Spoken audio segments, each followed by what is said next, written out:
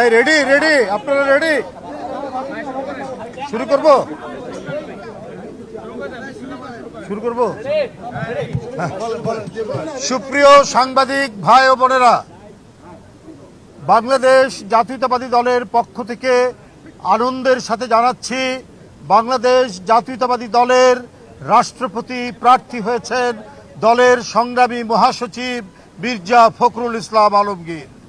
বন্ধুরা আমার, কিছুক্ষণ আগে দলের সম্মানিত চেয়ারম্যান এবং প্রজাতন্ত্রী বাংলাদেশ সরকারের প্রধানমন্ত্রীর সাথে বৈঠকে এই সিদ্ধান্ত গৃহীত হয়েছে, বাংলাদেশ জাতীয়তাবাদী দলের প্রার্থী হয়েছেন মির্জা ফখরুল ইসলাম আলমগীর এবং তিনি প্রার্থী হওয়ার সাথে সাথে বাংলাদেশ জাতীয়তাবাদী দলের মহাসচিব এবং জাতীয় স্থায়ী কমিটির সদস্য পদ থেকে পদত্যাগ করেছেন। এই বিষয়টি আপনাদের সামনে আমরা সারা জাতিকে অবহিত করলাম। আপনাদের সকলকে ধন্যবাদ। না,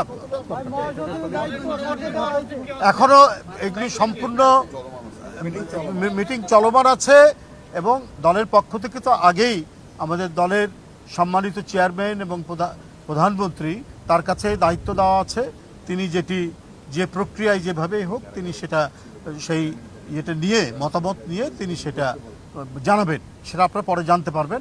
এখন শুধু দলের রাষ্ট্রপতি প্রার্থী মির্জা ফখরুল ইসলাম আলমগীরের নাম আমরা ঘোষণা করলাম এবং ইতিমধ্যে তিনি মহাসচিব এবং জাতীয় স্থায়ী কমিটির সদস্য থেকে পদত্যাগ করেছেন।